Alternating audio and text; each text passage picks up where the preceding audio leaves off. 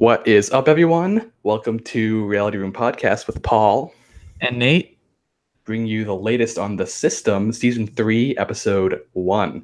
Okay, guys, I'm here with Nate. Nate, how you doing today?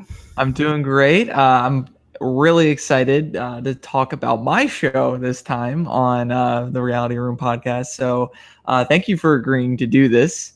Absolutely.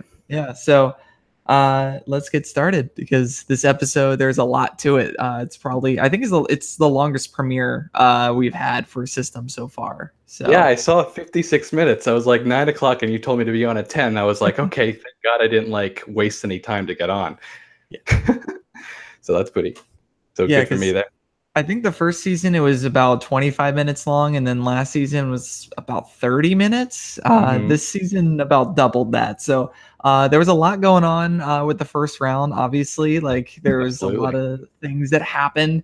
A lot of new cast members. Well, not new cast members, returning cast members that we didn't spoil up until the premiere, which I'm happy that didn't leak. So that was awesome. But this was I thought it was a very successful premiere for my end, not to toot my own horn. I very much enjoyed watching this first episode, and I'm looking forward to the rest of the season, obviously. But I think the reason why it was probably longer this time around was because of the whole party situation.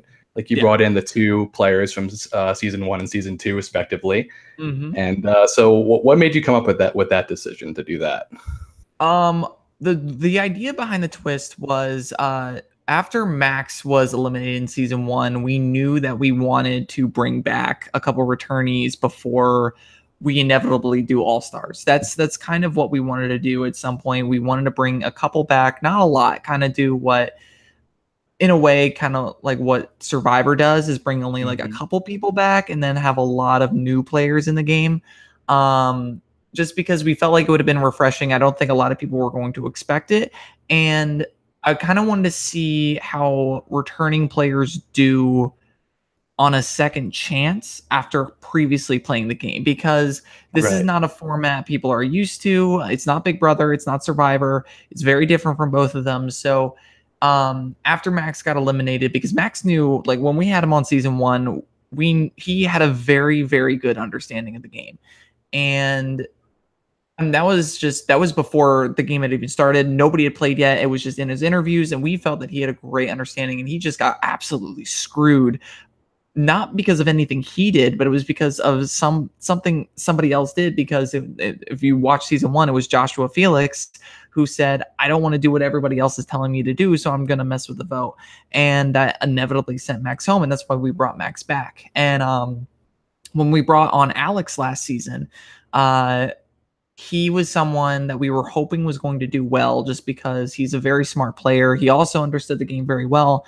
And then he just got screwed by sleeping in late on the first night, and then basically just couldn't completely recover. And he was still doing well despite being behind everyone else. So both of them also set up big precedents for what season 1 and season 2 were. Those seasons would not have been what they were without Max and Alex. So I think that it was very justified for both of those two to come back for season 3. Fair enough. And you allocated the parties appropriately for the two of them, with the Popularity and Prism party.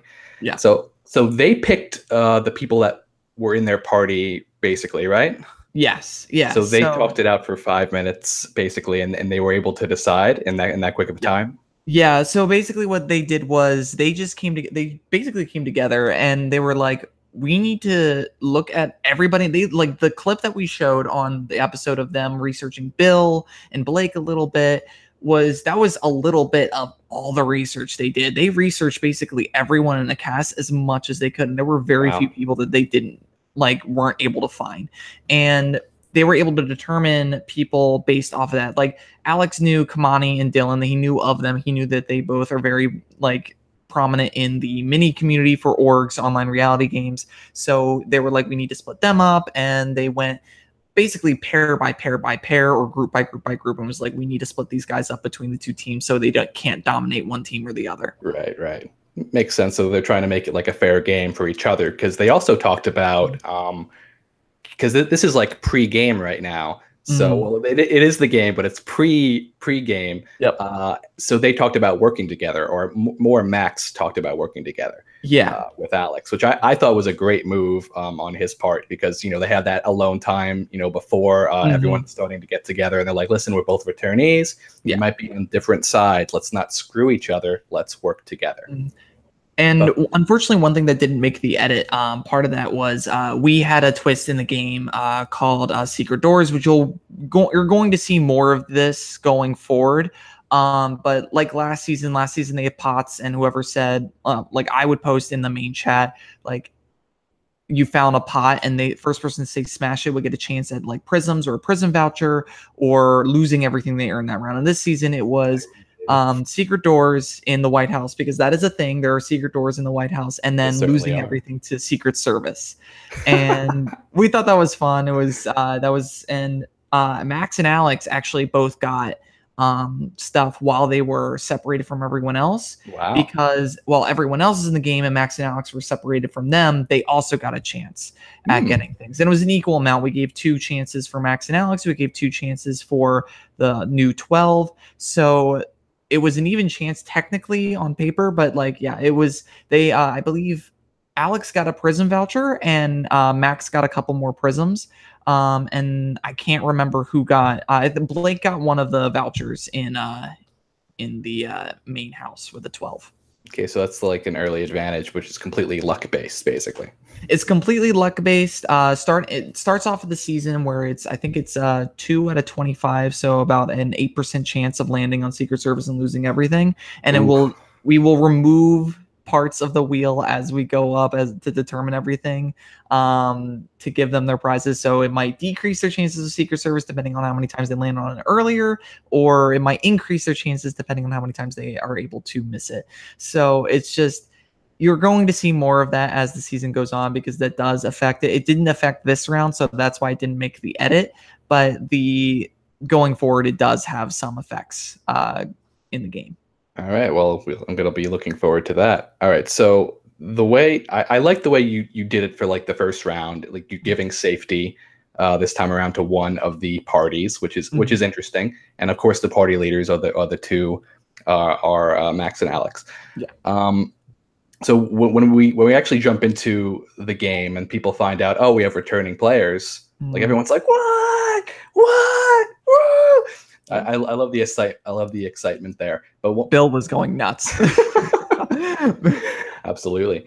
Yeah. And I specifically love the first round thing when 25 prisms for the party leader, 20 prisms to everyone else on the party, and they're all safe for this round. So that's huge, right? It's a huge advantage, especially in the system. This is the first time we've ever given safety to any capacity to any player whatsoever. The past twists that we had the magnet in season 1, and we had the mask last season. Those didn't guarantee the user safety. And with Wes in season 1, he actually got eliminated with the magnet in his pocket. And with Tony, he was in the chamber 2 of the rounds, because of either the mask or in spite of the mask. So it didn't guarantee anything for either of them. This season, we're going to be giving away immunity because we wanted to create a different type of feeling with the cast and try to make them think like, oh, how can I be safe this time, in a different way than just spending money. And that would be, it's going to be interesting going forward. There's a pattern that happens, but it's going to be really cool. And one thing that wasn't mentioned in the episode is that once somebody wins immunity, so Max won immunity this episode, he actually cannot be nominated again to compete in the mission until everyone else in his party has also won. Wow.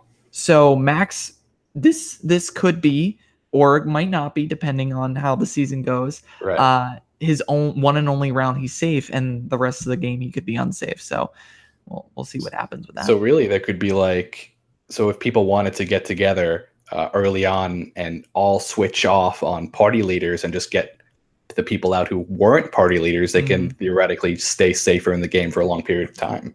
Yeah. For sure. And that is definitely a strategy that was discussed by some of the players this season. I'm not going to give any spoilers for whether or not that actually of course. comes to fruition, but that it was definitely something that somebody brought up. All right, fair enough. So let's talk about the House of Cards, which is a great name. Yeah. Very fitting with the Washington scene. Mm-hmm. Alex versus Max, and Max wins, which saves his entire team and gets them a lot of prisms, Mm-hmm. leaving Alex and his team basically, Just at the yeah, mercy. Like, basic, yeah, the prison, like the first round was going to set a precedent. Like no matter what we knew, no matter which side won, it was going to leave one party at the hands of the other party. And it was going to set up the scenario of one party definitely being on top from the get go versus the party that was just going to be screwed and trying to scramble as much as they can. And based off the activity of the two parties in the first round, Prison Party was so active. They were talking to everybody. They were like, we need to talk. We just need to go, with the exception of one or two people, which was mentioned in the episode. For example, Regan, she didn't really reach out too much. It ended up benefiting her. And then the popularity party, they really didn't talk to a lot of people very much because they didn't really have to. They didn't spend anything unless they really wanted to affect the results. And they were just like, yeah, you guys come talk to us. We'll decide whether or not we want to save you. So it was a very cool dynamic to see that happen almost immediately. and they showed through the conversation between Eric and Bill that there wasn't really a lot of reaching out. Yeah. Which from the popularity party, if I was a member of the popularity party, I wouldn't care. Like it would be Right, makes like, sense. yeah, especially if a lot of my other team members weren't doing that. Like, yeah, like if most of my party is not reaching out, yeah, I can sit back because nobody can use the excuse that I'm the only one not talking to people. So for some of them, that was the strategy. For a lot of them, it wasn't, but it just happened to be that way. But regardless, that was definitely very key in how it affected the results this round. So there seemed to be like a pity party, as they described, where a lot of people from the prison party just stayed and talked to one another to basically form relations with everyone, which I guess in some ways to have fun, but mostly just to save their asses. Yeah. Oh, yeah. Like that was one of the things that did come up because I actually sat in on the call. I watched that entire thing, and unfortunately lost some of the footage, which is why some of the parts that are talked about later in the episode didn't make it. But it was really like crucial for some people and really determine what direction their game was going because Regan and Ivy, after that call, were immediate targets. Like Ivy was a target for talking too much and Regan was a target for talking too little. And that was like it was people were like annoyed by Ivy and people were like just like, okay, Regan's an easy target. So yeah. And really that's the thing about these games. Like there's like this happy medium of conversation you have to have with everyone. You can't be too domineering and you also can't be like just shadowing out in the corner, not saying anything. Yep. So, and they exemplified what not to do on the first night. Yeah, exactly. Like you don't want to be the person that's like not talking enough. Like you definitely want to be there and you want to engage, but you don't want to be the person that's being shown as the most dominant personality, which this definitely showed. It showed in past seasons as well. Last season, Matthew had a huge problem with that because the first night he tried to dictate everything and it came back to bite him in the butt pretty quickly. But he ended up surviving from it because Matthew was good at what he did and was able to survive. But Ivy unfortunately is not Matthew in this situation. Right. And what's funny is that Ivy in one of her I don't know what you call it. Do you call them like confessionals? Yeah. Ivy in one of her confessionals said that she wanted to play under the radar, but didn't really pan out too well for her. I guess. Yeah, the moment, here's the thing about Ivy. Like Ivy was someone as soon as she applied, her application was great. And then when we got her in an interview, she was awesome. Like Ivy is a very talkative, she's a very engaging person. She's a very likable personality. That's just who she is, and she's who you see on the show. That is definitely who Ivy is. Ivy like unfortunately is too much Ivy for her own good in the system, and that was unfortunate for her. But Ivy was like, I was very excited to see her play, and I really wish she made it farther because she's a lot of fun. Clearly, like when she was active in the game, she was great. So yeah. I want to talk about C-SPAN with Eric and Bill. Mm-hmm. So a lot was revealed there about Ivy. So here's the thing. So Eric and Ivy actually, right before season 3 started filming, they had just played a game together, and Eric had screwed Ivy over and betrayed her. And Alex had been in that game as well, and he had said nothing to them because like Alex and Max had known months prior to the start of season 3 that they were going to be playing, and Ivy didn't take too kindly to that. She doesn't like it when people betray her. Eric is a very strategic person, so to him, it's like okay, it's a part of the game that eventually you're going to betray your own allies. But he's not wrong. Yeah, he's not wrong. He's really not wrong, and he had the same but he has the mentality of it's a new game. It's a new game. So like he was willing to go into this game when he saw Ivy and was like, yeah, I'm willing to be like, let's try to work something out, and she just didn't want to have it. Right. And like she still had bad blood. Yeah, and that Eric got like he was the person that was like in that whole situation. He looked like the victim where he was immune, but he was still being targeted. Exactly, he's immune, so there's no point in saying like anything bad about Eric at this point. Like, exactly, and then Bill, I was so excited. Like tomorrow, you guys are actually going to see our first thoughts on the cast. Day 1 going into the game. So we're going to be publishing that. Unfortunately, I was planning on publishing that earlier today, but unfortunately, I mentioned the twist about the returnees at the beginning of the video because I'm stupid. So I couldn't really let that out yet, but you guys will see that tomorrow and that'll be pretty cool. But Bill is someone I was really excited to play because Bill is a super fan of the system. He loves the system. He's messaged me he was messaging me all throughout season 2 when it was airing, and I was really excited because he was somebody that was just like, we knew he was going to play as hard as he could the moment the game started. And it was kind of interesting because when we put the cast together, Bill, Blake, and Eric are our former Sequester players this season. So Eric played the spinoff Black Hat, and Bill played season 11, and Blake played season 1. So as far as I knew, like they had known of each other, and they didn't really directly interact with each other to a large degree. Unlike season 1, for example, where like Noah and Kyle very much knew each other. But this season, it seemed like they got pretty close. Like this on day 2. Oh yeah, Bill and Eric got close really quick. But we thought when we were going to put these guys together, that out of all the Sequester players, this is a trio that is not going to be able to last like Team Sequester from last season, like Bryce and Noah from season 1. This is, sorry for the background noise, but like this is going to be a group that is eventually going to fall apart, and you're already starting to see the cracks. With Don later on. Yeah, which I can't wait to get to, by the way. Oh yeah, but we have a few more things first. Okay, so let's see here. Eric was talking about how Regan was digging her own grave, basically, because of the whole "I'm going on vacation, I'm working," or whatever. I mean, it's just like what we said earlier. Not talking basically puts a target on you. But Blake makes a great point later on in the episode where he says that the person who doesn't talk and who's not there is actually someone you want to stick around because they're an easy pickings later on. Exactly. So, and this is the first season where we had the first boot not be someone that was quiet. Like season 1, Carissa, she couldn't talk to anybody because her mic was just not working and she just kind of gave up.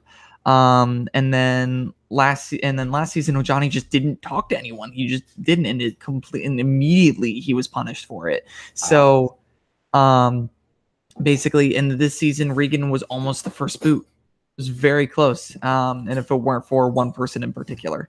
Right, yeah. If it wasn't for Dylan. Yeah. All right, so let's talk about some more of the conversations that went on. Let's see. Blake says that he liked to work with women in other games, but they weren't really giving him too much to go on this time around. So I found that to be an interesting observation. So I guess Yeah. Blake wasn't getting exactly what he wanted there, but Yeah. it looked like he formed a good relationship with Bill and Eric anyway. So it doesn't really matter. Sorry for just 1 second.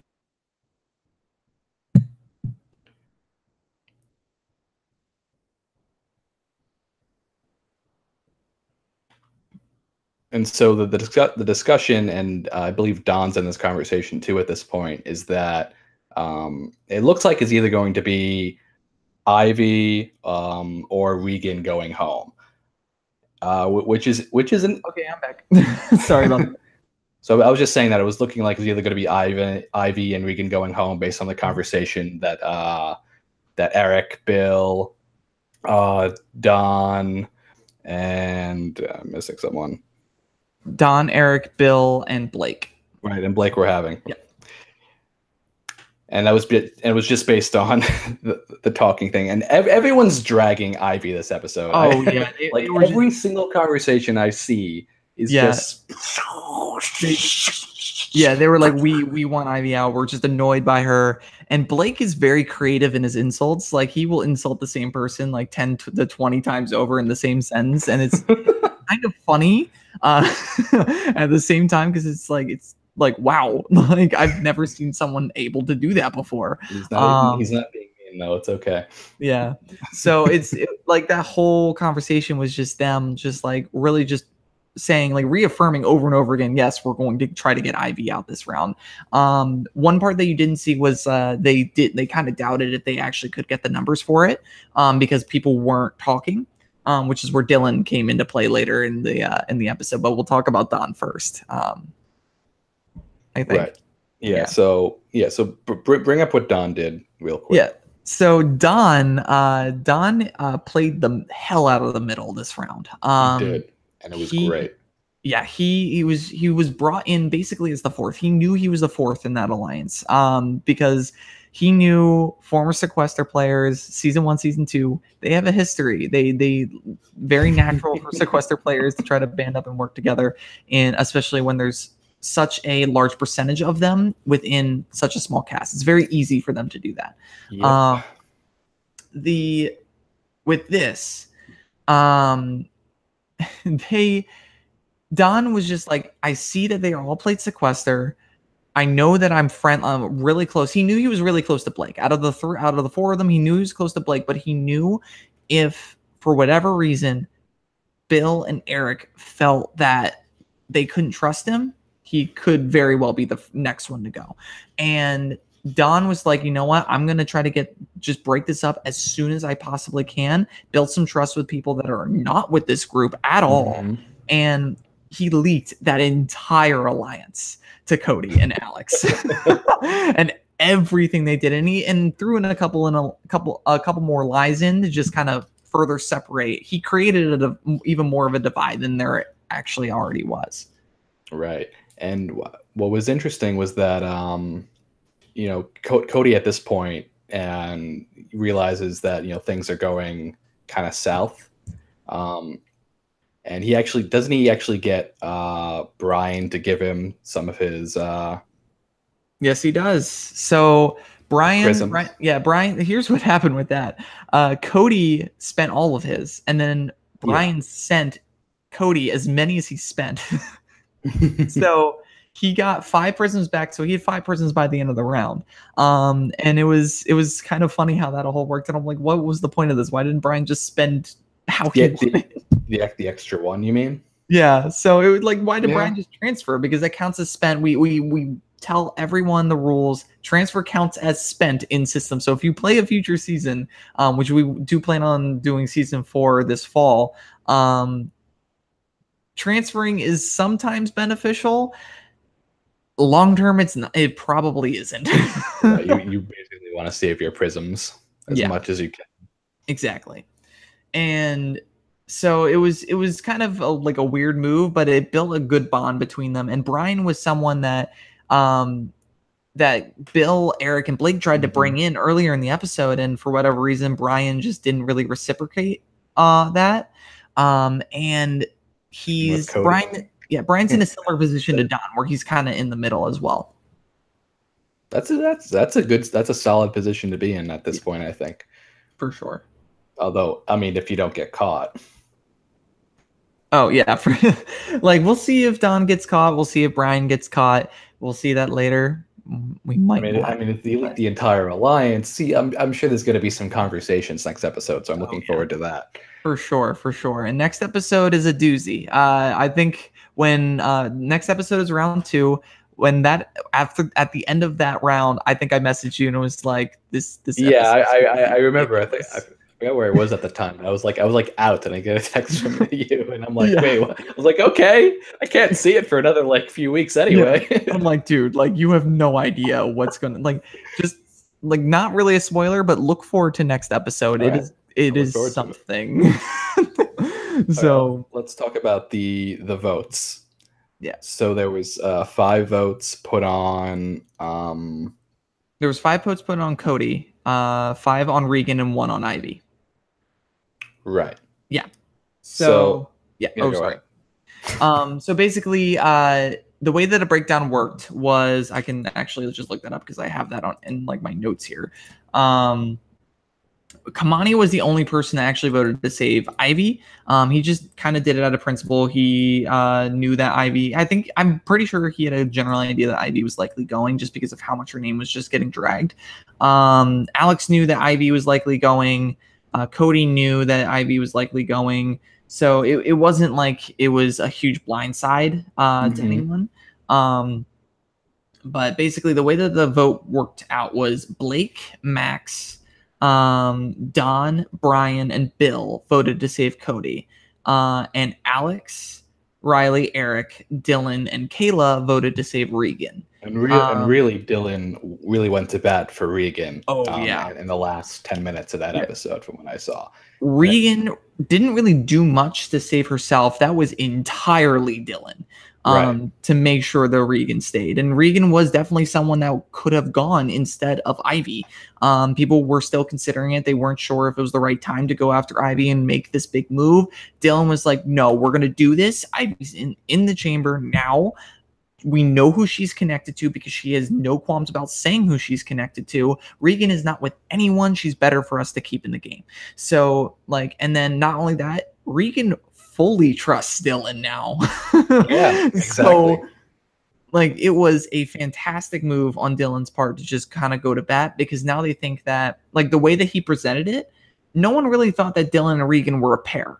Right. So, but the call that they had where he told her, you're safe, you're going to be here because I put in a lot of work for you. That was like a 30 to 40 minute call of them just talking. Wow. So yeah, they're very close at this point in the game. So it was brilliant on Dylan's part. It was, and now he has that loyal ally with him, and plus a couple of other allies too. It looks like now. Yeah.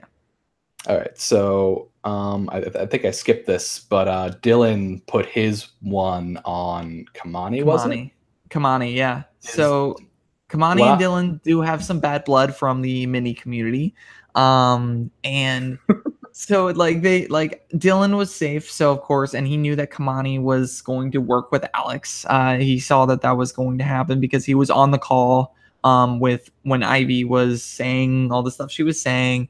And Kamani was there too. So he was just like, yeah, this is totally going to happen. And he was kind of correct on that. Kamani and Alex were working together to a certain capacity at the start of the game. So Dylan was smart to try to put down Kamani. Unfortunately, he didn't put him down enough. Which if I were Dylan,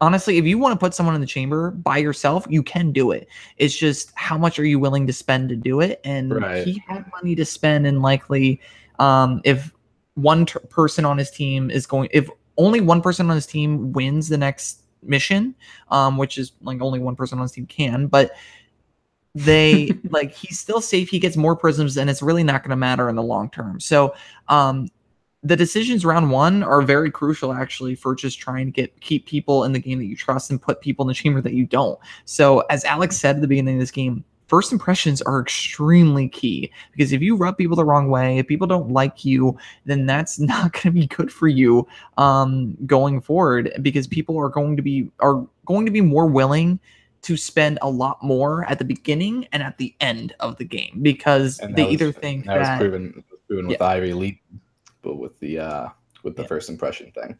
Exactly.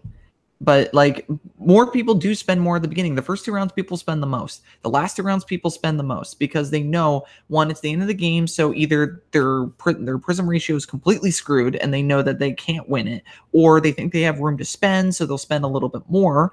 And at the beginning of the game, they're like, okay, we have time to edit my prism ratio, so I can spend some more and actually do stuff. And then later I can save a little bit more. So if you're at the beginning of the game, I would spend a little bit more, because especially if I'm immune and they won't really come back to bite me in the immediate time frame. So right, and plus you already have a prism advantage over the majority of the cast at that point, so you might as well try to save the people you think you can keep a relationship with, if you think they're in trouble.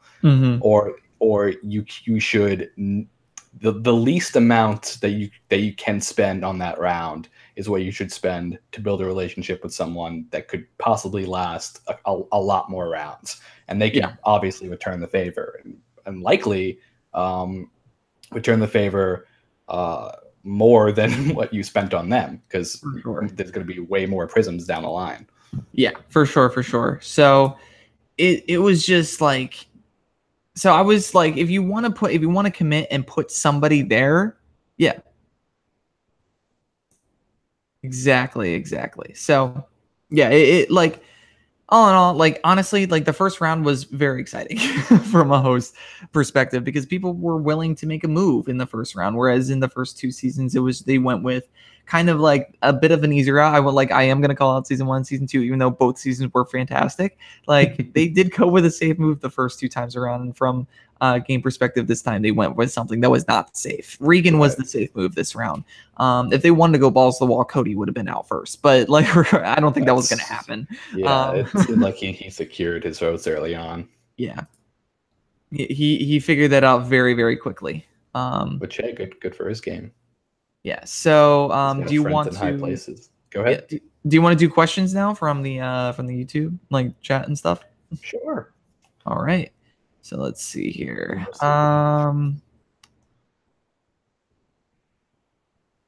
Okay. Let's see here. I think I saw one from Matthew Henning from last season. Okay, so Matthew Henning, but did they have a 7-person call to determine what was going to go down? Okay, so Matthew was referring to last season, when one thing that didn't make the edit was when he basically had a half the house call and dragged 7 people on, not really dragged, but like 7 people were on a Google Hangout call and just talking about how to do the first vote, and it ended up completely flopping. This season it didn't happen. No, the closest thing we had to that was a 4-person call of the cabinet, but outside of that, no, that did not happen this season. Let's see here more. If anybody has any more questions, okay, so we have Blake from this current season. Who do you think is the ugliest in the cast? Okay, Blake. And why is it Blake? There you go. Answered your own question.